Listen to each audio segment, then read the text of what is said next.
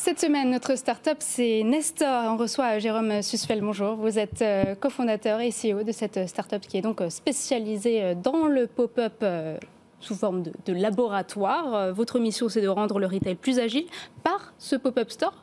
Expliquez-nous comment. Bonjour, déjà merci de m'accueillir et merci de m'accueillir sur cette thématique du commerce de demain.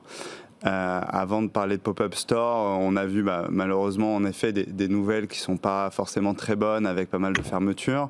Et tout le monde en ce moment se dit que le retail est en crise. Et en fait, nous, on est convaincus que le lieu a une existence et même est essentiel dans le commerce.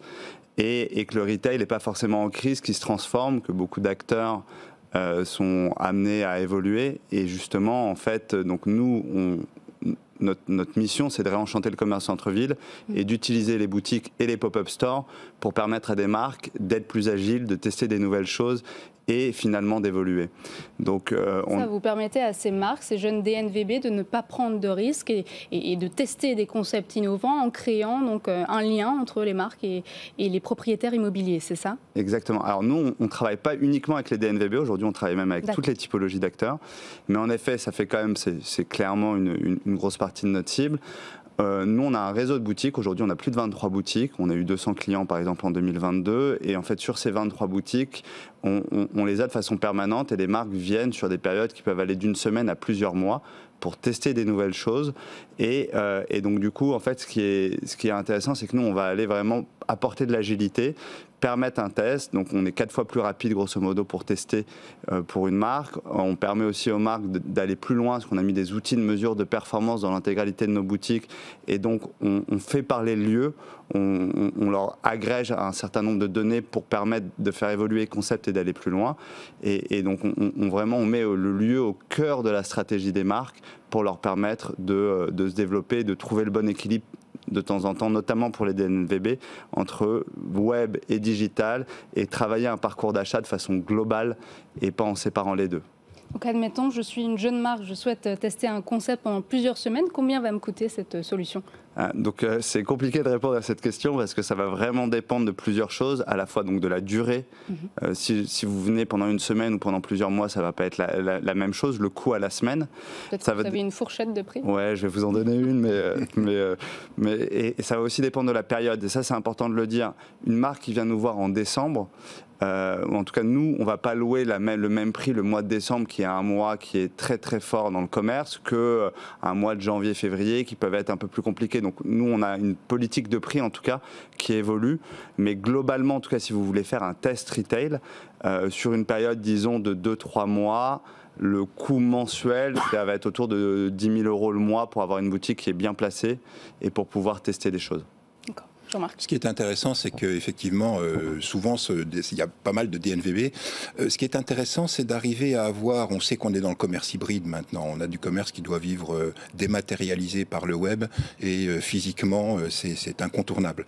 Mais ce qui est intéressant, c'est que souvent, les DNVB connaissent presque mieux les habitudes d'achat d'une zone spécifique par la remontée des ventes e-commerce qu'ils font sur place. Et souvent, c'est un moyen de conforter, effectivement, d'aller voir si dans la real life, dans le monde réel, ils ont le même type de réaction de leur clientèle déjà active sur la zone. Donc c'est intéressant de voir que tout l'insight client vient du web et après descend dans le physique, ce qui était plutôt l'inverse avant. Alors là-dessus... Oui. Qu'est-ce que vous pensez du prix, Jean-Marc, vous qui êtes vraiment spécialisé, expert, vous êtes un expert retail, 10 000 €, ça vous paraît cher pour un pop-up ? Vous savez, je crois que pour des test and learn, si on est sûr de soi, si on est sérieux, si on a une offre qu'on a déjà bien testée, soit dans le brick and mortar, dans le commerce physique, soit en online, c'est le prix d'un test. Je crois qu'il n'y a pas de limite pour un test. Il faut y aller. L'hybridation du commerce, c'est quelque chose qui n'est pas simple.